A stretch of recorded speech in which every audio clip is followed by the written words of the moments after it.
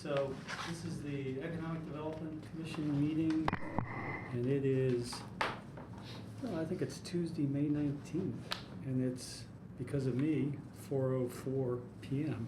Everybody else was here on time. So Or I you control apologize. time. That's true. Control time and space. There you go. All right. So let's first do the roll call. So, Liz, you'll call your roll. I'm Ms. Vital, County Council Representative. Vanessa McClary. Tim Hankey. And then Kurt Zorn. Dee Del Rosa. Jane Coopersmith, staff. And we have a bunch of people in the room here. So let's start with Tyler. For the record, Tyler Kolachnik. I'm an attorney with Ice Miller LLP. In Indianapolis, I practice municipal finance exclusively. Nathan Pereira, Executive Director for the Bloomington Housing Authority. Ryan Still, Director of Real Estate Development for the Bloomington Housing Authority. And then we got Jeff and John back there. So Jeff McKim, City Controller. John Fernandez, Amplify Bloomington. all right. So we have approval of minutes next on the agenda, and these are minutes from our. Was it really Monday? We met on Monday, March 17th. No, that is me writing these on a Monday and. Okay. I was going to say, we don't usually meet on Monday, so No, that was me. if we could just make I'm that, sorry. if we just make that small change. Yeah, I make sure we think have the right otherwise they date. should be. Vanessa caught another change that I didn't get communicated to Dee, and it is that, it said she was attended partially. but Partially you in were- Yes. attendance online. What, so I'd like to correct the mistake. So Oh, because. You were here. Yeah, you were here, but it was, she was virtual. She's down. yeah, you were virtual, but I think you showed up a little bit late and I did not, listen guys, I'm It's out So of did you time. come that? I was Don't know. online. I didn't know. But the truth of the matter is, she does such good I didn't work that even when she's here part-time, she's doing full-time work. Well, then we'd have to say Kurt was here partially today. That's exactly So right. let's not get into that, probably. That's right. Uh-huh. That's Okay. exactly right. Kurt. All right. Any other, thank you. No, Any other that's all I changes noticed. with regard to the minutes? And we have a motion to approve that? I'll move approval. Thanks, I'll Tim. second. Thanks, Vanessa. All in favor, say aye, please. Aye. Anybody opposed? So we have moved through number 2 on our agenda. We're really hopping along. New business, bunch of bullet points. This is exciting. Sure is. So we have first on the new business, a BHA bond finance project. So I'm going to turn it over to Jane to introduce. Sure. So we have Tyler Kolachnik, Nate Ferreira, and Ryan Still here from BHA and representing BHA. They're refinancing and repackaging some bonds, and they have an obligation to meet some public reporting requirements, so they're going to offer a presentation to us today. Was that factual? Not refinancing yet. Okay. Yes. Yeah. So it wasn't factual. Thank you for having us. Okay. Tyler, do you have any more comments? For what? You can have Oh, those. copies, Here. yes. Oh, no, there's an extra one right here at the end, so if anybody needs it. Thanks. Okay, I have two. There, we're done. We'll leave it there for now. So we do appreciate the forum and ability to appear before the Economic Development Commission. I've been before you in the past on what we would term as a conduit financing, where the developer is seeking volume cap and 4% tax credits. So this is going to vary a little bit, and in those instances as well, we were under 36712 Indiana Code, which does require the Economic Development Commission as one means to advance to the city common council. So today is more a introductory meeting for purposes of letting the city know what the project is and where we are in the process. In order to ultimately issue bonds, not only will Bloomington Housing Authority have to approve it through their board, but the common council as well will need to adopt a resolution. So again, today is completely preliminary, more to vet the project and kind of let the council know, the commission know where we stand. Tyler, can I ask a general question, just so I kind of have an understanding what you're doing here? What, or Nate, maybe it's to you, what is the Bloomington Housing Authority's current relationship with this property? Do they own it? Not at all. No, this, right now, we are solely pursuing selling, getting rated to sell bonds. We are working with a broker in relation to this property who is doing due diligence on these 5 properties from Hometown Group. So you have an interest in acquiring the property? Yeah. Okay, thank you. Yeah. So importantly,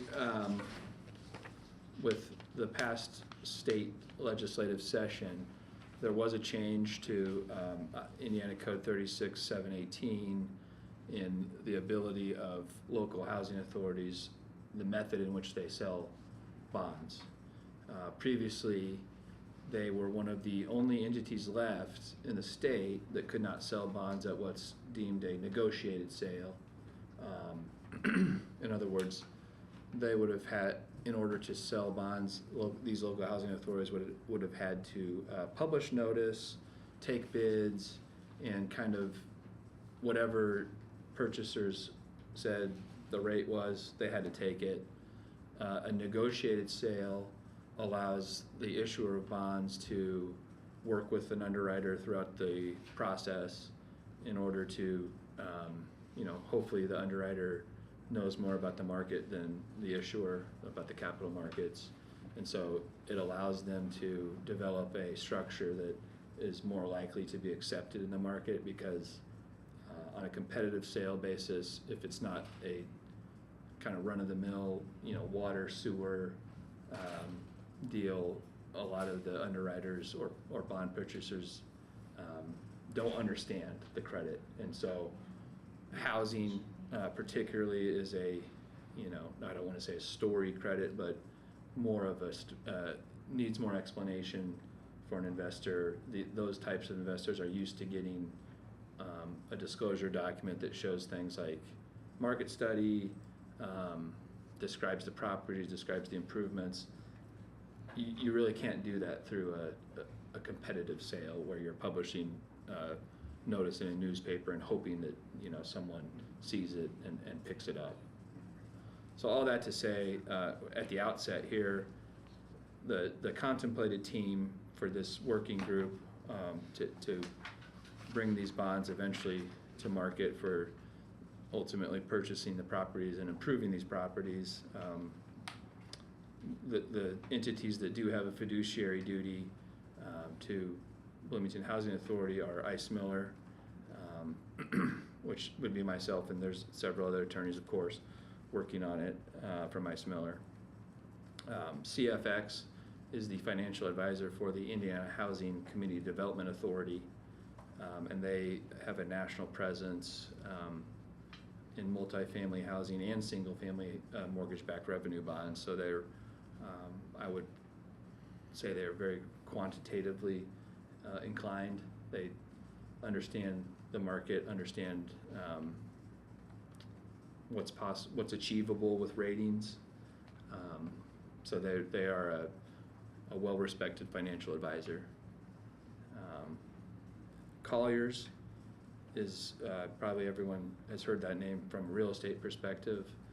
They do have a capital markets team that is in this project as a underwriter, wanting to take these bonds to market, right? So the job of the underwriter is to basically go call on investors once they have the securities ability to do so. There's certain steps that they can't obviously use insider information and things like that and tell people about a deal before it's public, but they are ultimately the ones that are going to be responsible for selling the bonds and trying to get the best interest rate for Bloomington Housing Authority.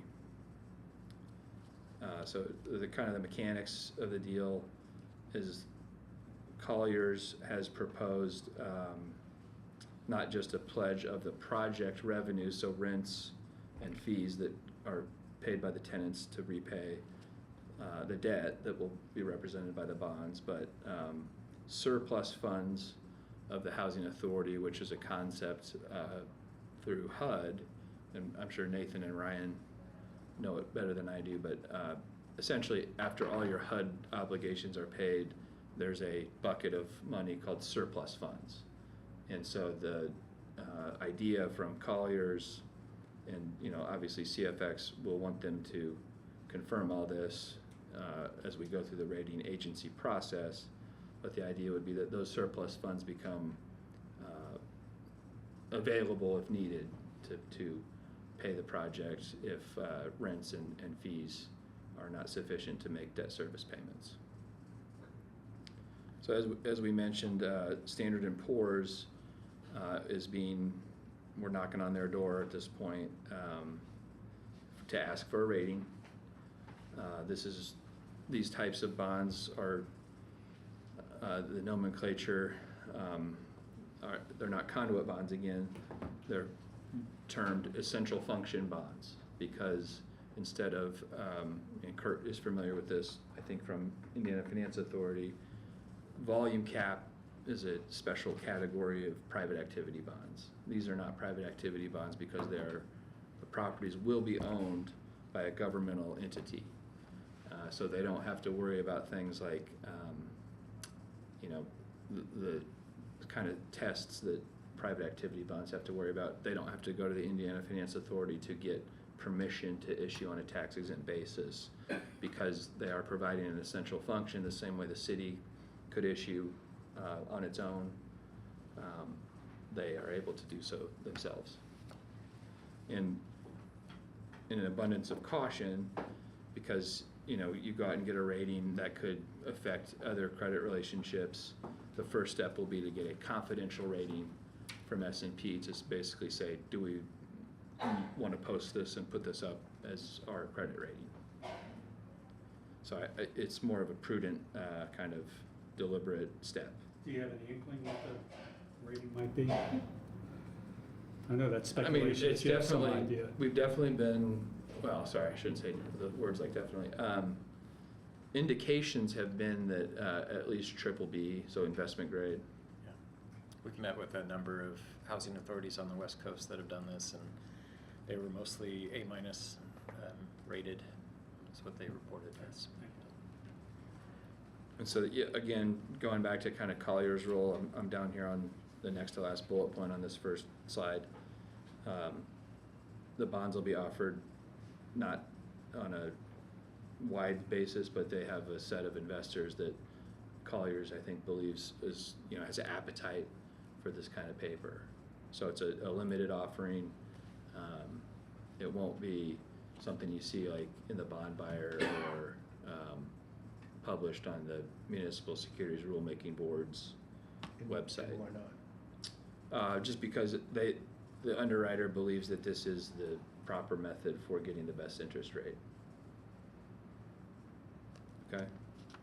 And then as I mentioned, the Common Council must approve once Bloomington Housing Authority takes its steps, and we've fully gone through the process to have documentation to call substantially final.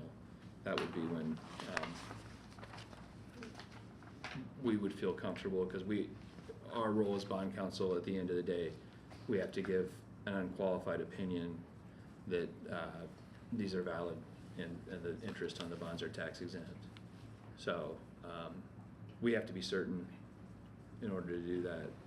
So we want to make sure that when we present this transaction to the board of Bloomington Housing Authority and also to the Common Council, that there's not much left to do in the documents other than here's the, you know, what came back from pricing the bonds. Like, we went out to the market, underwriter said, hey, this is the interest rate, okay, let's fill that in. So concurrently, due diligence on these properties is happening through a broker that we're working with. And so the 5 properties here total 924 units. We I mean, Housing Authority is really interested in this for preservation purposes. Some of these properties are in very poor shape and are at great locations for demoing and turning into student luxury housing. We would prefer to be able to retain these in the community as workforce housing, preserving some of those more naturally occurring affordable rents. There's some other benefits, obviously, to us too. We don't have the capacity to property manage this, so we would bring in an outside property manager.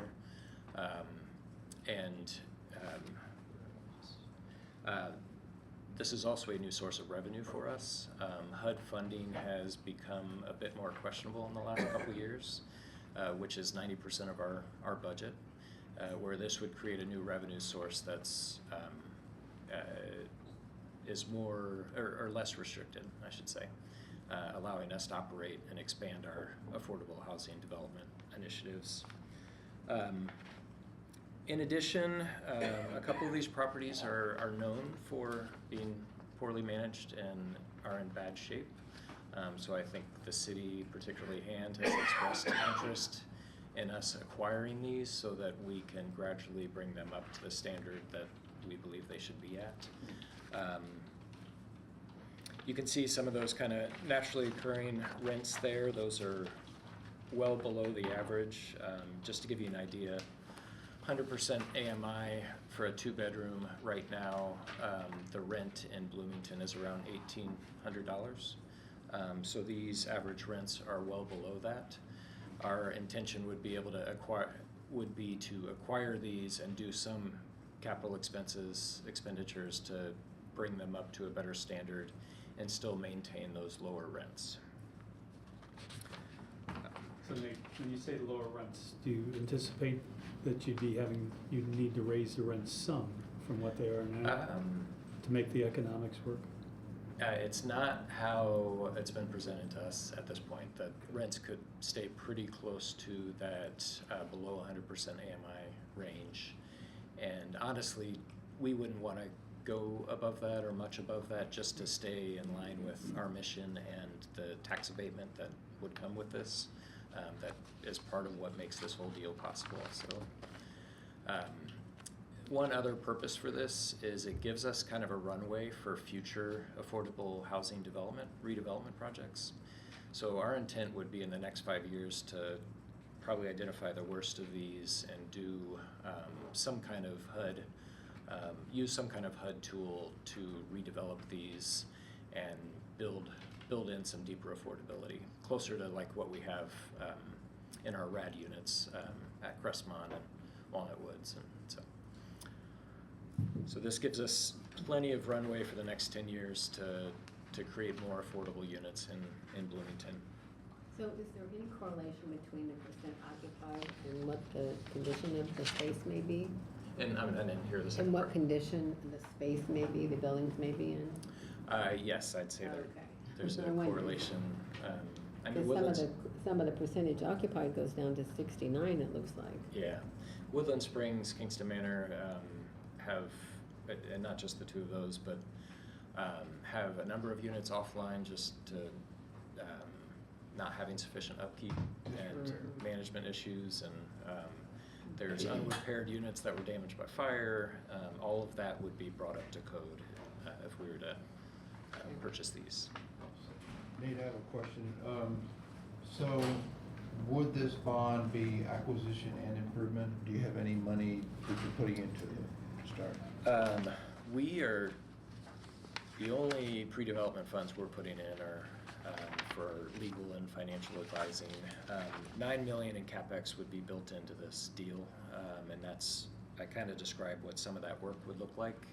In addition, we're hoping to do some energy efficiency upgrades through state programs in addition to this $9 million. In addition to CapEx, you're borrowing acquisition? Or are you including that in CapEx? No, this will all be paid for through the sale of bonds. The total project, I think maybe if you're asking the Yes. total project, this $9 million just represents improvements, right? Yeah. And the total project will be what, about? So this is a bit of a shifting landscape at the moment, but it was 82 million. Is that? Yeah. I'm sorry? 82 million. 82 million.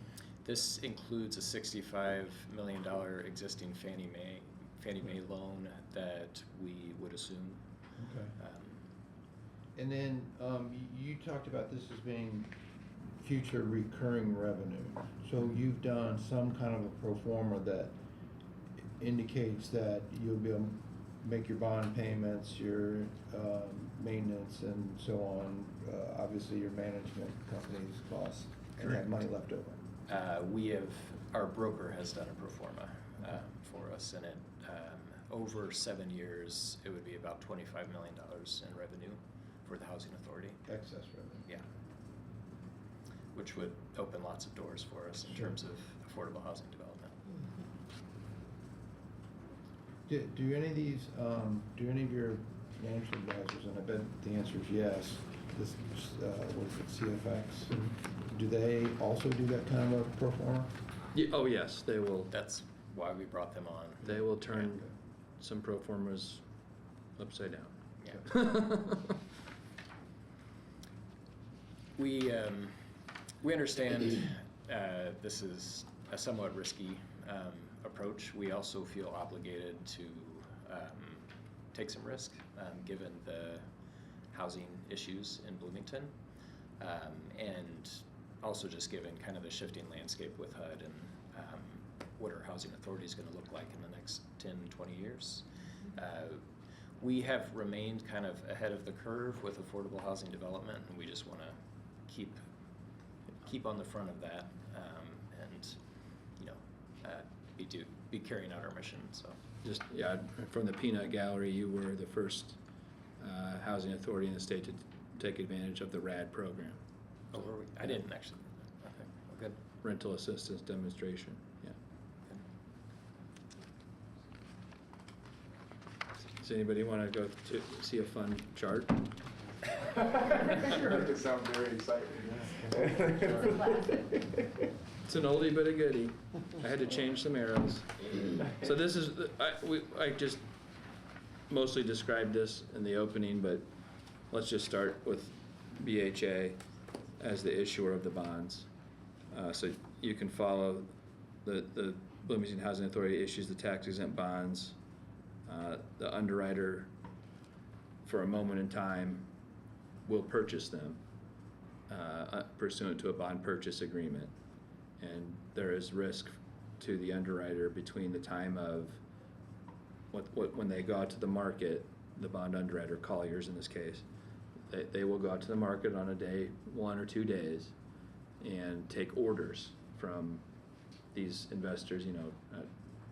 Don't necessarily know who they might be in this case, but I know Warren Buffett's company buys a lot of this paper, Invesco, Vanguard, and for a time period between when they have signed an agreement with these investors that are at the top here, basically Colliers is stuck. If something happens in the market, there are conditions that say, if the stock market closes or there's hostilities that make sale impossible, then they get to cancel everything. But otherwise, it's locked in at that point, right? And so in exchange for the bond underwriter delivering the bonds to the investors say, thanks for the bond, here's $82 million. Bond underwriter takes their cut, sends that money back to Bloomington Housing Authority, who then gets to improve and purchase these properties. And over the course of time, the project revenues flow from Bloomington Housing Authority's ownership, from the tenants and constituents that live there. Again, there's the surplus funds component that's hopefully going to, if it was just the project being rated, the rating agency would not give it the same rating because of the ability of Bloomington Housing Authority to make those surplus funds available. And this is contemplated probably to be, 20-year debt, 25-year debt, fixed rate, nothing too exotic. So, You know what the current rates are for triple B? I'm not a financial advisor. You don't want a lawyer with a calculator.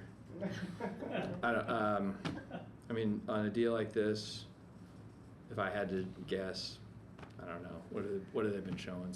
6.5, 7? So, I don't know if I can answer your question specifically, but before we were thinking about getting rated ourselves to do this deal, so we were just thinking about using the properties themselves as kind of the collateral for the project. That was at 8%. Okay. When we decided to go through the bond rating process, it dropped to like 5.25. Okay. But I don't know where it's at right now. I wish I could do a cool market update like an underwriter, but I can say the short end of the curve's gonna move, the long end of the curve's gonna stay the same. And the Fed, you never know what's gonna happen with the Fed, so. So the financing all, I mean, it's clear, but I'm more interested in our capacity to take on 900 extra units. Is BHA, I mean, are you ready to have 900 extra units just administratively and so on? I mean, So we won't property manage this. Okay, We'll okay, bring in that's an important. outside property manager. It's beyond our capacity. We do have housing choice vouchers in 4 of these 5 properties, so that won't change. Our goal would be to gradually add more vouchers through something like another RAD conversion. Makes sense, okay. Yeah. And then what are the thoughts of, and not that you need to have an answer for this, but just as we think about economic development, like what are the thoughts of reinvestment of the surplus income as in the years ahead? That's a good question, and honestly, we've been mostly focused on trying to understand and make the deal work. But I can tell you there's some staffing that we would add to our team that would expand our ability to do You have more. a lot of staffing with $25 billion. Well, a small portion of this would add to our ability to do more complicated affordable housing deals. So we're going to Yeah. add some expertise and bring it in-house. Yeah, that makes sense, okay. And I'll add too that we have yet to see the document structure. I don't have a good idea of what the rating agencies and investors will say. Hey, you got to keep this amount of surplus funds on hand while this debt's outstanding. But Certainly not that much, but they're going to want some sort of reserve, right? I mean, we've contemplated a number of other deals that we would like to do, and in terms of, these are all existing units, so it's more a matter of just improving them and getting those occupancies higher than they are right now.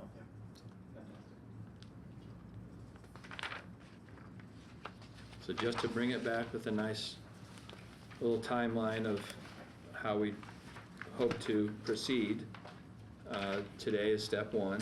We're just trying to familiarize staff and representatives of the city with this financing. Nathan's board is having a meeting next week, right? Mm-hmm. Where we'll hopefully have a resolution introduced and adopted that serves the purpose of delegating some authority to executive staff for things like contracts, purchase agreements as if that moves forward. And from a federal tax perspective, to the extent they start spending money on things like capital expenditures, they would be able to reimburse that with tax-exempt proceeds. It's called, for tax purposes, an inducement resolution meant to induce a developer to go ahead and proceed. And then following that, again, we would like to see the documents come from the underwriting team, and that'll be our job as bond counsel and the financial advisor to look over those, make sure that they comport with what we're being told the rating agency criteria is, and ultimately make sure that it works for investors, that we can give an opinion for the tax exempt interest on it, and that BHA is getting, you know, favorable and market standard terms. Would you repeat that, what you just said, I'm sorry? Our job as bond counsel, once we see the set of documents that will be provided from Colliers and their counsel, will be to make sure that those documents, you know, kind of match what we've been told from the rating agencies, because the rating agencies will also review it and say, yes, this meets our criteria, and we've examined your financials, thus your rating is, you know, BBB plus, A minus, because we see you've got good management, we see you've got, you know, liquidity, and also you're using a structure that we believe is, we can tell investors is, you know, this amount of risk, right? Not AAA, safe like a, well, can't even say that about U.S. government anymore, but, But did you also say, Tyler, that you have, earlier you said you have fiduciary duty? Yes. Is that part of it, regarding rates and fees of, that they're going to be offered ultimately? In other words, you can give them counsel as to Yes. what, okay. I would, you know, maybe Nathan can add some color, but I'm pretty proud of the job I did on this underwriter and broker recently. Ice Miller's known for cutting other people's fees down. And your That own? was helpful. No comment. Okay. Okay. So I was gonna ask about the Colliers, how they were chosen as the bond underwriter. So you chose them, is that how it was? No. No. No. How does that work? So this all came to our awareness through a broker named Lighthouse, and our Colliers is somebody that they've worked with, so they brought that to the table. Brought them. Yeah, there are, from what I've seen, maybe 3 or 4 groups that kind of do these essential function bonds. Colliers is one of them. Stiefel was another one I know that Lighthouse mentioned. KeyBank. So how did you go about choosing Colliers then? Maybe that's the fundamental question, right? Yes. It was based on the recommendation, Yeah. and we asked around, and Right. I do know the banker that is leading it for Colliers. We've worked on a lot of the as I said, conduit deals together. So he has been in the housing space for 15 years.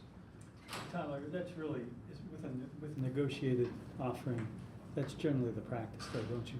Go out and pick the. Yes, that's exactly. Because I mean, that on is the point of competitive, it, that's yeah. where you let the underwriters compete with each other to get the Correct. lowest cost. But with negotiated, because it's a special type of issue, you're only going to have a very small universe of people that can Right. Meet that underwrite requirement. these. So that's the reason you basically pick the. And some of the I didn't mention Jeffries, who's based in New York, is one of the, like, they were the vanguard of these deals in California.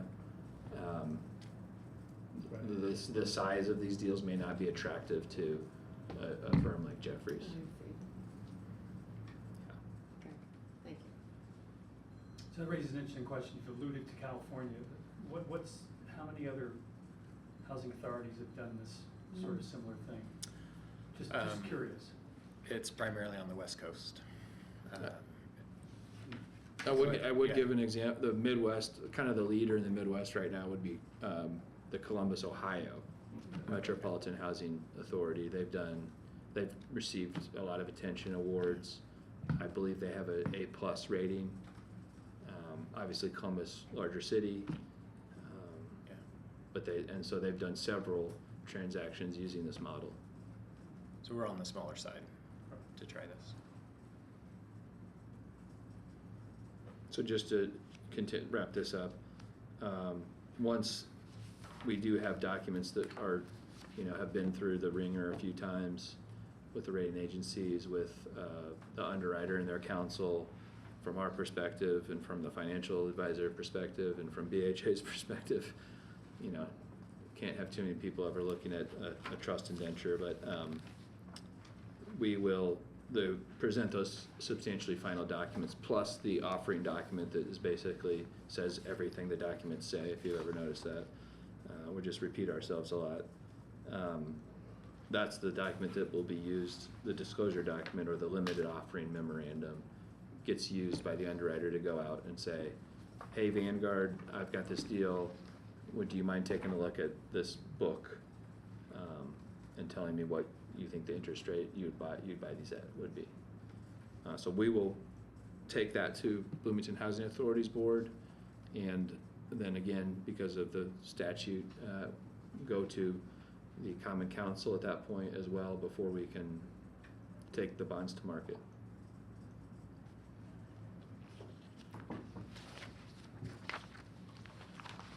And Additional questions? yeah, I mean, again, these vary from those conduit bonds just because they are payable from revenues of the Bloomington Housing Authority versus those, when I've been before you in the past, it's solely from the project, but there's no, you know, no effect on the constitutional debt limit of the city. It's not like you're gonna give up bank qualified status in issuing some of your, you know, essential, if you want to build a courthouse that you're not going to issue more than $20 million that year, you could still do that and get a good rate from a bank. So. Is there anything between now and the time that you talk to council that would be useful from this body, outside of just telling us that this is happening? I mean, from my perspective, if you are in contact with city councilors, just to let them know that you're. Try not to be. He's on council. I understand. I think aren't some of you representatives of the council? I also try not to do that. No, but okay, but so inform, sort of updating. Yeah, just an council that awareness this that is on the way. when we are able to come back with the documents to be able to say, I know about this project. Yeah. You Okay. know, we've heard it. We don't have any objection, unless you do, for these people moving forward as an agenda item. Yeah. And we'll be pleading to get on city council schedule probably during budget time. Oh, wow. So just throwing that out there. Hopefully we'll get ahead of that. We have a longer time just here, so. it's Okay, good. but the timing of all this is going to be pretty It's critical, yeah, okay. So it'll happen during budget, got it. We can go early if we want. but- Okay. We'll try. Yeah. Does the project have a name? Not yet. No. Yeah, name it. Kurt, do you allow? Signetti, Absolutely. Signetti Apartments. I think it's a bold move. There's bunches of risk involved. Management, probably number one. But then the risk to the housing authority because you're pledging Right. surplus. But you couldn't build this much housing in 10 years, 20 years. Right. And the cost would be much less. Even if certain counselors charge a lot, it's probably gonna work out okay. If you can manage those management risks, and I applaud you, I think. Yeah. Good luck. Appreciate it.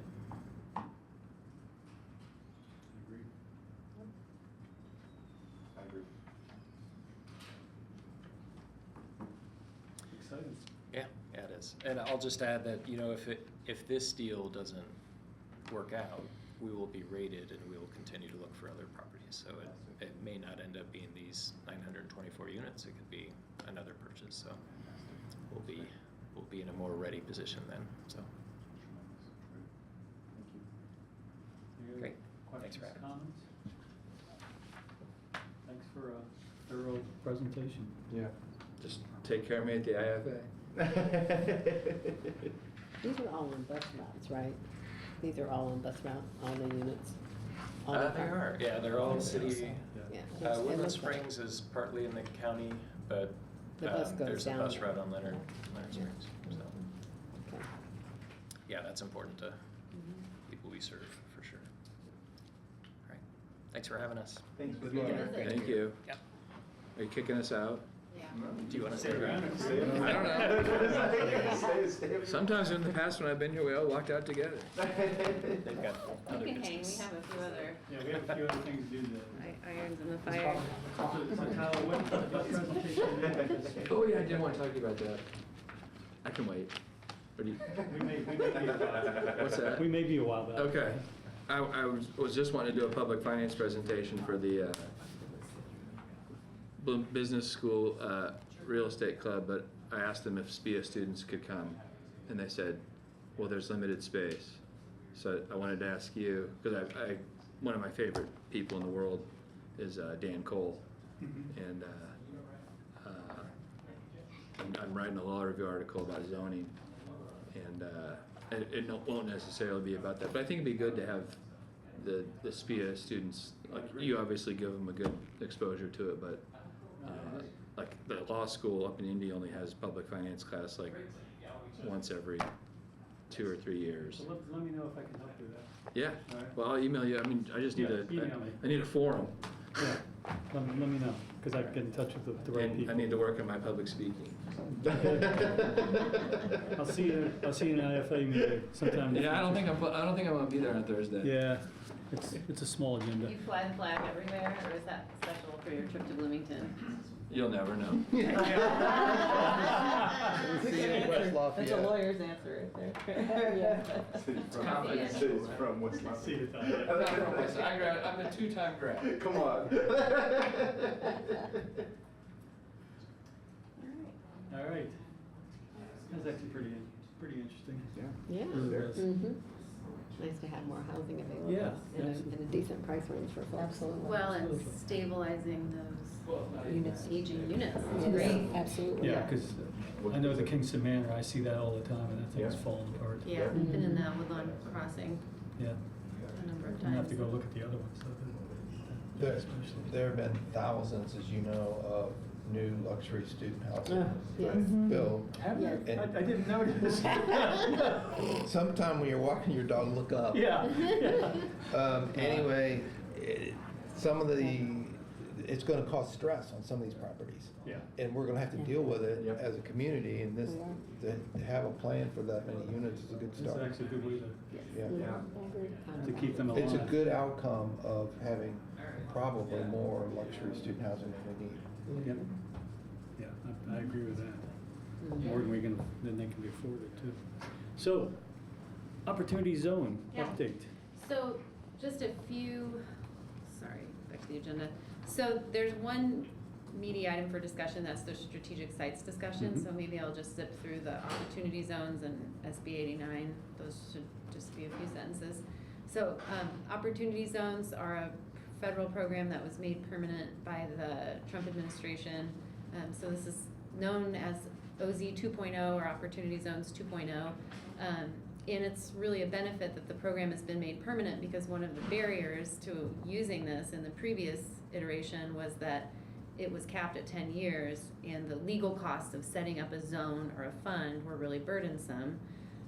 So the Opportunity Zone, they are established in distressed census tracts, and those are, what do I want to say, like named by the governor as opportunity zones. So all across the state of Indiana, municipalities and counties will be putting our hands up and saying, here are the 3 or 4 census tracts that we think should be named opportunity zones. And so we want to make sure that we're nominating tracts that have potential pipeline and opportunity. And then once they have that designation, it kind of is supposed to act as a magnet to the private sector to make investments in these areas, because those investors can then get a 10-year shield from capital gains taxes. And then the structure of it facilitates reinvestment in those zones or other zones.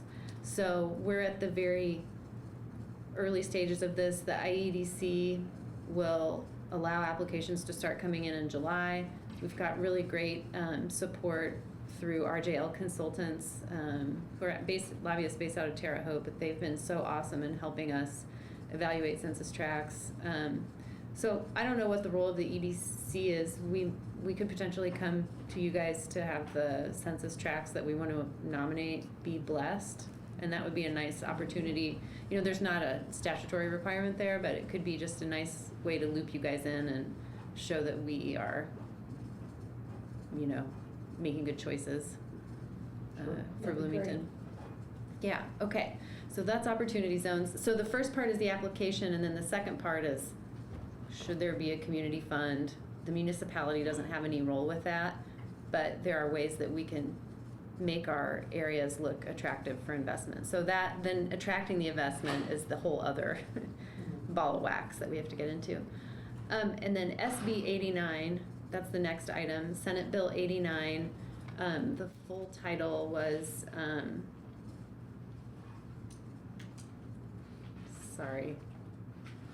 Anyway, I guess I'm not going to read the full title. Three-way permits, maybe is all that it's called. It provides new three-way alcohol permits to certain municipalities in the state. This is a tool that the legislature has applied for years. The state has a quota system for three-ways, and then there's, you know, like a bidding process for those, or typically. And then above and beyond the quota system, there have been a number of times that the state just assigns additional three-way permits to different municipalities, mostly going to Fishers and Carmel. And, but in the last session, they assigned 2 additional ones to Bloomington. This is really important to Bloomington because we have a large population when the kids are here, but our quotas are based on our lower permanent population. So we actually have a market that's much larger than what it reads by population data. And so as a result, demand for three-way licenses has driven the cost up exponentially. So these cost $250,000 for whoever the purchaser is. That's an estimate. They're on the private market, so they can fluctuate. So what we think, going into process. So the process for this, it's actually a council process. They will have to establish legislation that kind of formally accepts these and creates the program. And so then there will be some criteria that evaluate the applicants. We've had a ton of interest from parties, and that is partly why I wanted to talk about this on the public record. So council is in the process of developing that legislation, and they've been communicating about it. And so that will be the next step. And Isak, would you like to say anything further about that piece? Because we did speak about it, I think, in our past meeting, just really briefly. So the 3 of us are working, and also with Councilmember Zulik, on first establishing the criteria to make it really, really clear to people. Because there's a lot of different programs that, you know, in the future might be interesting to us as a city. So riverfront districts, historical downtowns. But, you know, I think the reason to start this obviously is because of these 2 additional ones, which is Jane said. I think a lot of people have just the knowledge that they exist. A lot of people are already reaching out basically, and so and this has been something that I think Jane and I have talked about for the last couple of years, because it is a huge pain point right now for a lot of want to be businesses. So you can think about like Galen Cassidy, for example. You know, they're starting their new business. I mean, in order for that restaurant to succeed, you know, it sort of hinges and falls on their ability to sell liquor in many ways, or changes their whole model. And so we're just trying to think about, you know, how do we then make sure that we're protecting the assets that already exist in town while opening up new avenues for more people, you know, to start the type of restaurants that we want to see.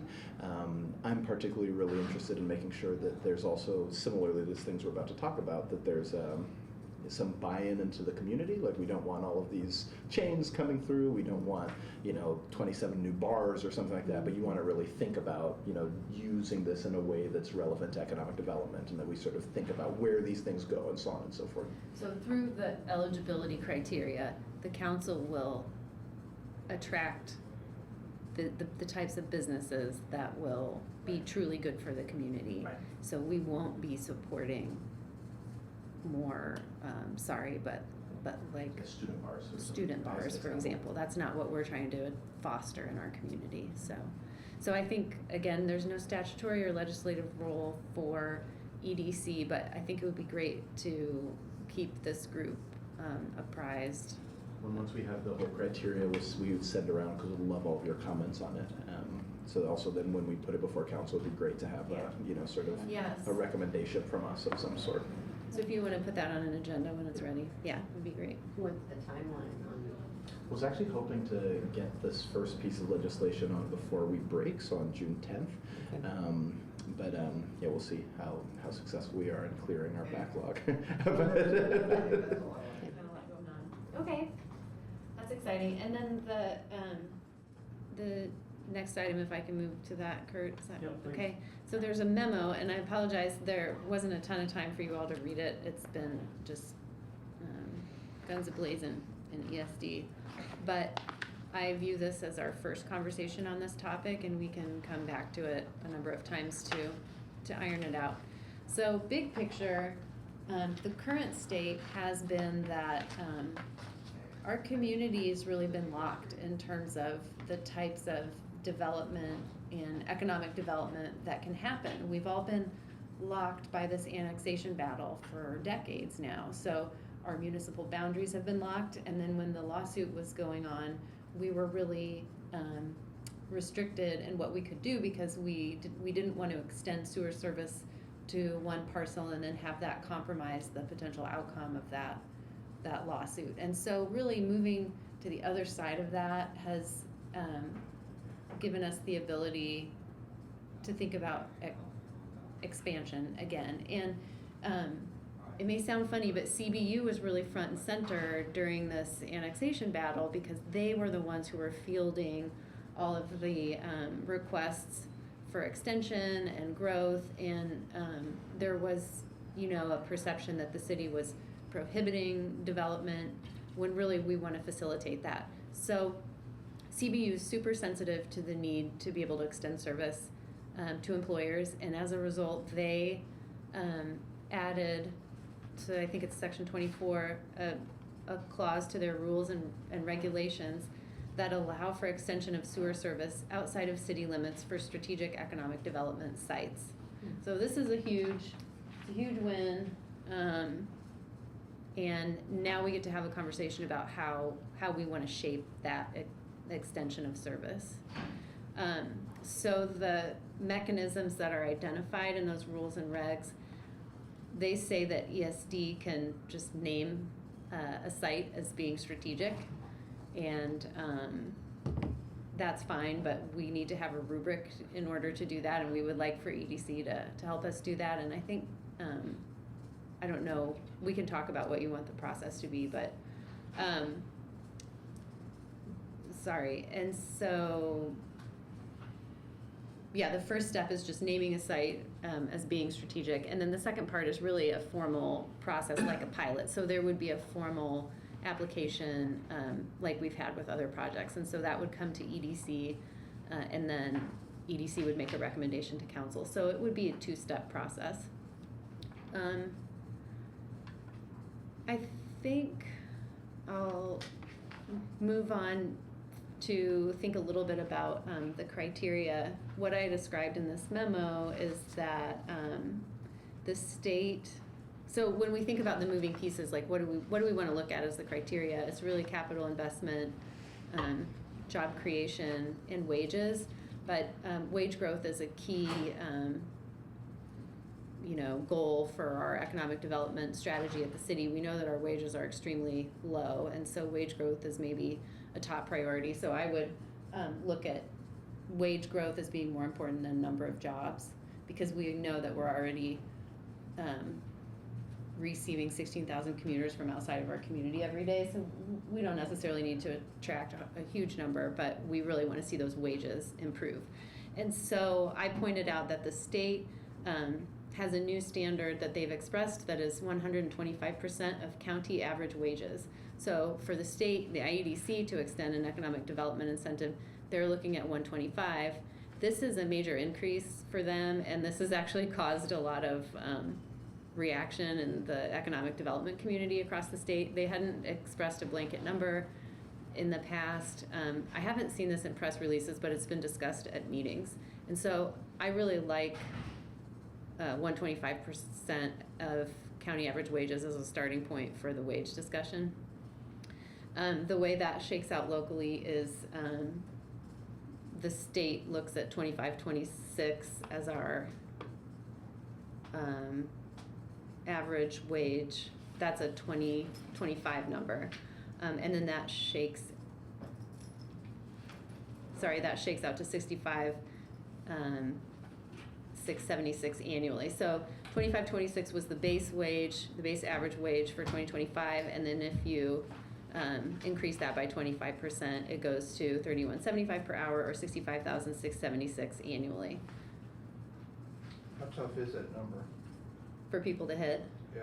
I think Clark Greiner might still be on the call, or is he not here anymore? He was prepping for a meeting. So. Clark's still on. Yeah, Clark, could you talk to us about that? The question was, how hard is it for employers to hit that $31.75 average wage?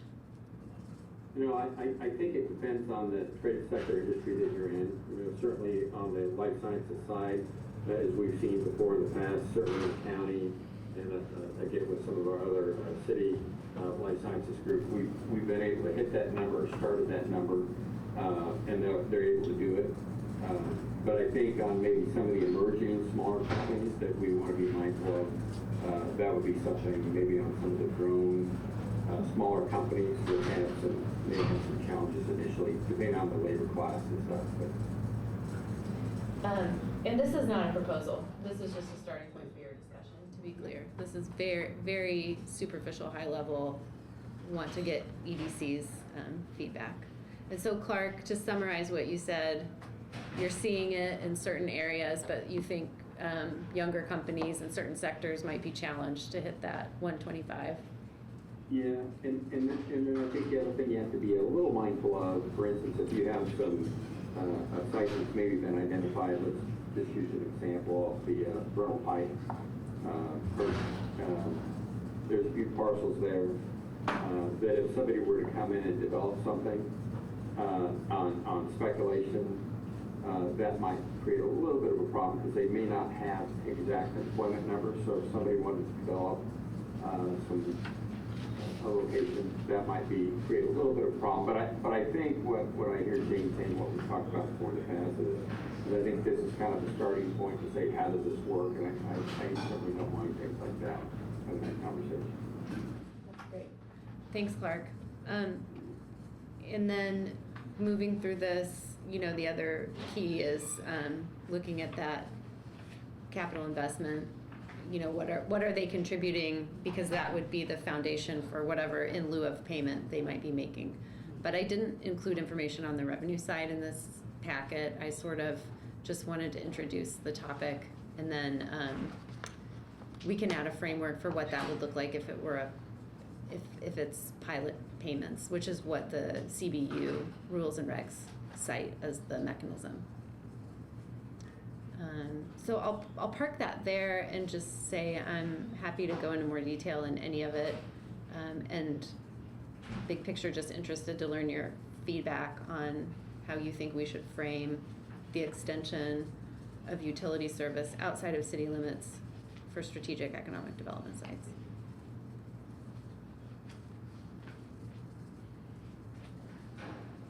And I love that we have a rep from the county council here for this discussion. It is. Just to be clear, we're talking about a new policy that's been, or an updated policy by the Utility Service Board, which now will allow extension of sewer to strategic locations. Mm-hmm. And they're gonna let the EDC decide what a strategic location is. Mm-hmm. The rules and regs say that ESD, or ESD. economic and sustainable development, at a staff level, Right.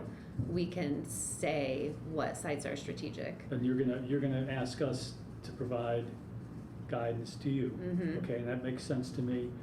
I mean, I think that makes a whole bunch of sense.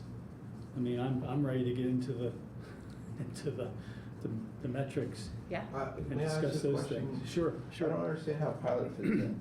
Would you explain that? Oh, Yeah, payments in so, lieu of taxes. Right. In lieu of property taxes. No, I understand that. Yeah. But in lieu of city property taxes? yeah, Right. so Only. because Because it wouldn't be in the city. they won't be in the city, but then they'll be receiving those benefits. And so there's an upside for us, for the city, to extend service. So, I just don't understand how pilot works. Does it become a pilot property and they're taxed for the city and it goes into the pilot?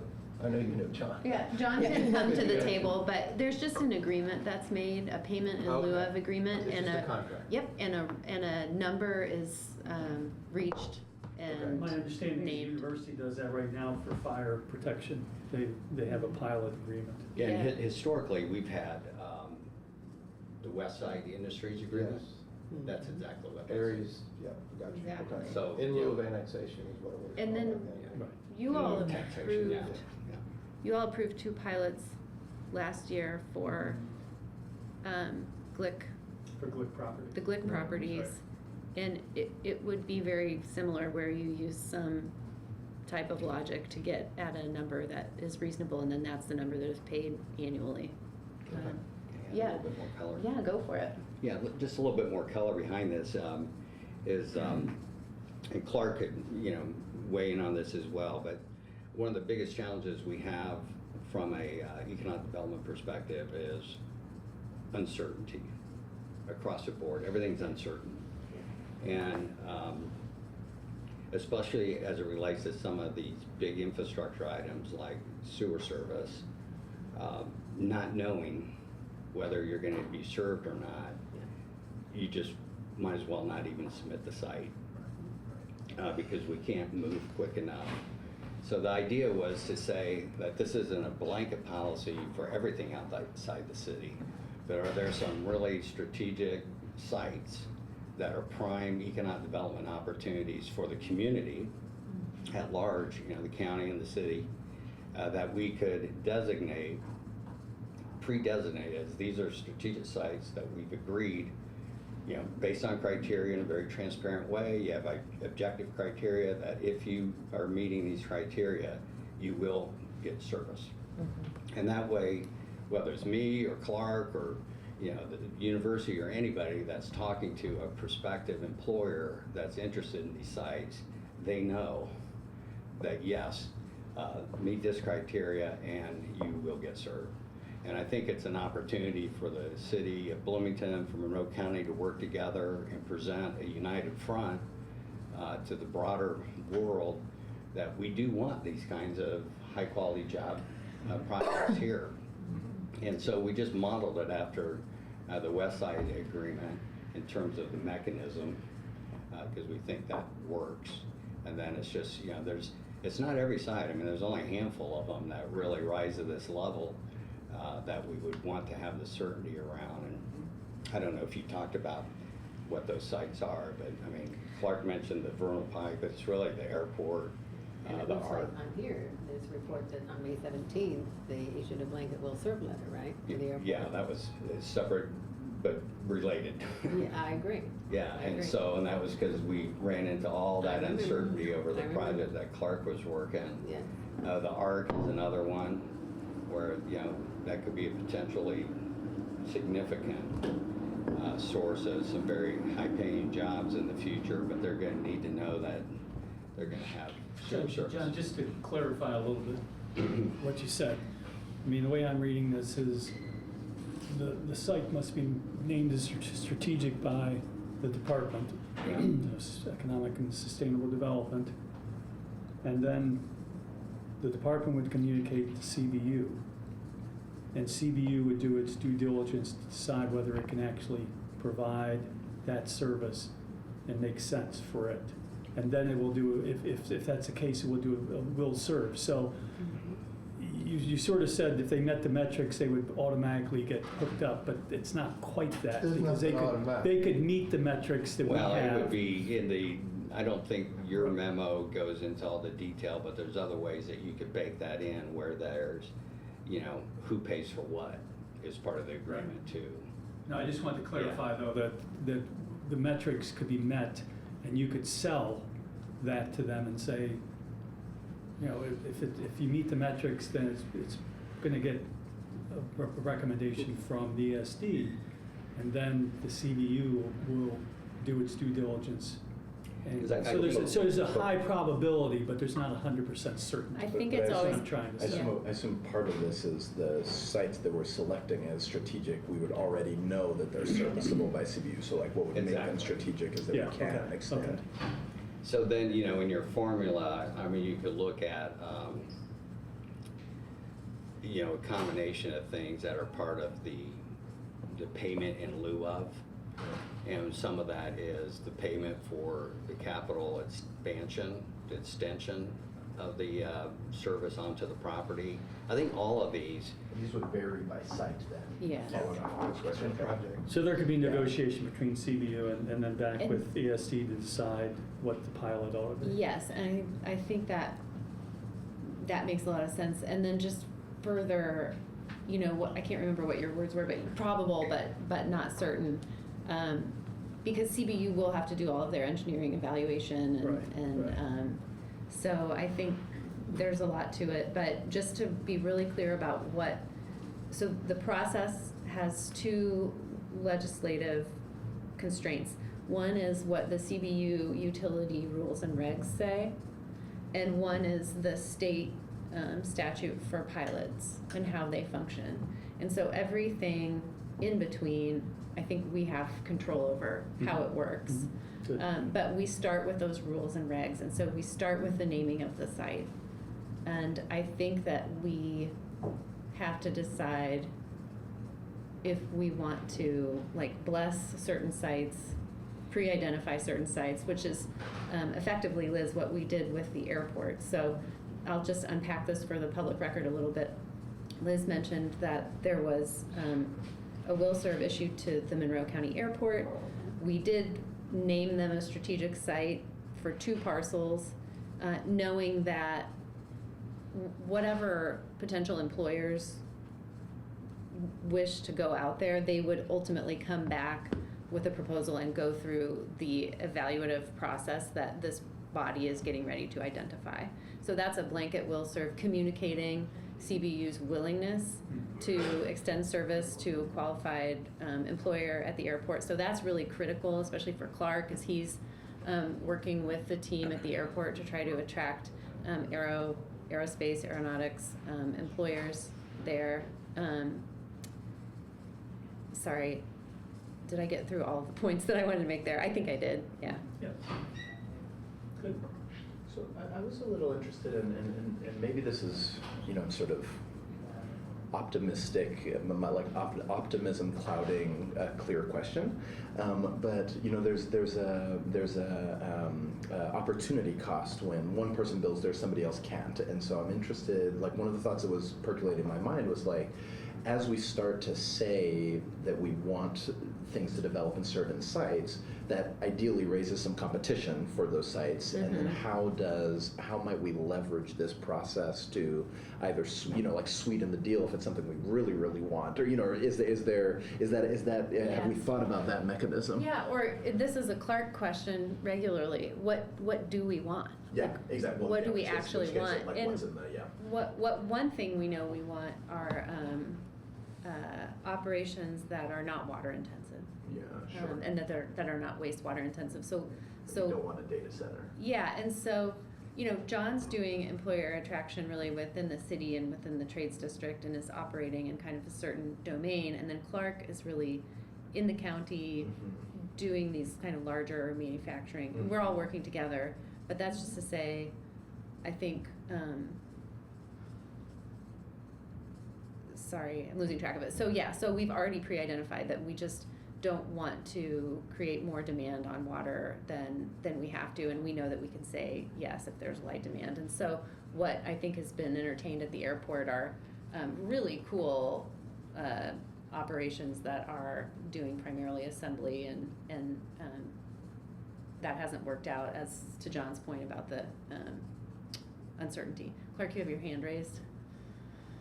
Yeah, thank you, Jane. I think one of the things that I also want to kind of point out is that, kind of this strategic site identification stuff is really kind of a shift up to recently through the annexation challenges that the city and the community is confronted on. And I think this is a real good way to kind of start that dialogue, start working back together, really getting out there, because if it's outside of the city, there's a good chance that I'll lead on that. Most likely some of those leads will come into me. And then just through the natural defined process, I'll be contacting Jane, John, depending on the sites and locations, and we'll start that dialogue. I think the other positive thing is that, what I hear on these different programs is that, I think it's things we can kind of take a look at as far as the types of industries and stuff that come in. We talked about some of them, they were named on the matrix that Jane has identified. I think that's a good place to start. So I think the one thing we have to be really mindful of now is that there's a lot of different emerging industries that are out there. We've got a lot of things that some of our other stakeholders in the community are leaning into, certainly the ARC, as John mentioned, but there may be things that are coming from a national defense or national security perspective that maybe is going to be in a new emergency industry that we need to be mindful of. So, but we'll be, from my perspective, I will certainly not leave any stone unturned, and I will certainly work with Jane and John on that to say, look, this is a possibility, and here's the good side of that. And certainly there'll be things that we can screen, but and maybe even reject. But I think to me this is a real good start on saying, hey, look, there's possibilities to do this. Whereas up until recently, there wasn't as much flexibility built into that. So I see this as a real good starting point, and we get something figured out there. So I applaud this. Yeah, I think to your question, Isak, is a good one, because in some of the scenarios that we played around with, the utility has to do kind of the capacity analysis, right? And then if there's an extension of, the lines into the property, that could be 100% developer paid, it could be a cost share, and that's where you're kind of, you get a little bit of an opportunity to play the incentive game if there's something you really want. Yeah. That's great. And then, and also just thinking about because I know Kurt wanted to get at this, and this is what I also jumped out at. And I think it's a draft to react to. I like the categories. I think they're like way too broad, right? I think it would be better to have I think it's good within the toolkit to have broad. I think it's useful then with the sites to be like, and very specifically we're looking for, drone manufacturers or whatever, to be, at the ARC, for example, generally there's a, you don't want to bio thing there necessarily. You want reasonable things next to it. So so I think that would be helpful. And then my only other thought. Sorry, can you just, so that's under B, priority sectors. You want that to be more specific. Well, I'm just reacting out loud. I think it may be useful to think about using those differently. Like you might say at the ARC, if that's a priority center, that it's not all 5 of these categories, but it's really just whatever category A, right? Like we want advanced manufacturing and technology there, as an example. That maybe you don't want life sciences there, and that you would have the ESD and EDC would have the opportunity to play around with that as relevant. But then even then, it's like lots of things fall under the categories of life science and healthcare services, right? And that's where I get to that opportunity cost part, and really building off of what Clark was saying, that it's like it's not just the opportunity immediately now with who else is in line, but it's the opportunity of who could be there in 5 years or something like that. And and again, that's overly optimistic to think that way. It'd be better to have people at these sites, to be clear, but like. It'd be like more sites. Yeah, Sure, right. And I would probably position myself the opposite of that opinion. Yeah. Because more like Clark said, we don't know what we don't know. Yeah. And my experience with well-meaning, intended things like regulations and zoning codes and so on. Yeah. You start layering them on, and you box yourself out of opportunities. Yeah, no, fair point. Yeah, that's a fair point. If somebody makes the wage hurdle, Yeah. we'd be foolish not to consider whatever they're doing. If they're a hula hoop manufacturer, And Yeah. But my point is more about co-location, right? So Yeah. with the ARC, if we're doing defense-related stuff, and then a life science place wants to, just because the site works, wants to be next to the ARC, do we want to say, well, actually, our strategy here is to develop things that make sense to co-locate. That's more what I meant but I certainly agree with you. You don't want to create all these rules, like it should just be a tool that is usable, like i.e. give clarity. People want to come here, we're open for business, we will extend sewer in these sites, so Yeah, look at them. the ARC is kind of a probably not the example you want to use, because they'll have a very clear vision. Exactly. And control on their recruiting there. Right. Some of these other sites, your point's well taken. Right. Yeah. Right. Compatibility. Yeah. Yeah. And just give it, like in. I'm sorry, go ahead, Liz. Oh, I was just gonna say, but would co-location build competition? Like if you have one type of business here and another the same type of business here, you know what I mean? It might, but I think that, Would that be good? Would that, what the businesses want? Yeah, it could, and I mean, maybe it's not an apples to orange, maybe it isn't an apples to apples comparison. I mean, maybe if somebody just wants to come and pay people a lot of money to be anywhere, like maybe we're just really happy with that, but, I'm just saying, like, how do we tie this to the broader strategy? I wonder if people are trying to come into the room. Are we? We do have a 5:30 in Oh, I see. here. Okay, sorry, so I'll stop. Let's, I just want to wait one, I like the general approach that and to give us something to start with, the tier 1, tier 2. And I think we can do a lot of work to answer some of the things that we're saying. Because I'm saying, I think we might be able to do some of the stuff you were talking about under B in tier 2. Yeah, that's right. And there's some things in tier 1 now, after listening to the comment about some concern about the 125 being too much. Maybe we can figure out a way to be a little bit flexible with that. So I'm just throwing that. I think we have a lot of room within this structure to come up with a pretty good metric. Yeah, it's a pretty good start. Yeah, it really is. And maybe more incentives could be added Right. to the 125 and less for the 120 or 110 or whatever it's going to be, right? Agreed. and I guess I'm walking away with kind of a big framing question, which is, so with the airport, it was beneficial for us to request a blanket will serve from CVU. So that's like a signaling tool, but it's not legally going to extend service. But it was really important for them to be able to attract employers. Yeah. And so I'm just wondering now whether it would be better for us to pre-identify sites and then also have our criteria if other sites become available. But can we just name where we think the important? Yeah, I kind of like that approach. There may be some that are so obvious, we just want to identify Just those. want to call them out. Right. Okay. We probably ought to have a meeting where we can just sit down and roll up the sleeves and. It'd be good to have somebody with a utility map, That would be helpful. That would be because very we know that the sewers are like at the airport.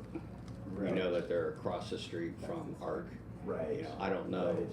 the rest of the Right. map. So you're saying a meeting just to discuss strategic sites and dig into what? I think sort of What we think. Okay. a working session. I would imagine somebody like Clark would probably bring a lot to that too. Yeah. Yeah. I think so too. Okay, We'll it's, just And I would open it to all those, John, of course, and Clark, and anybody else you think. you bet. I will just note, because I get the idea around adding the overweighting the university partnership. I think that's also very cool. I think puts IU at sort of this center of gravity, which is great.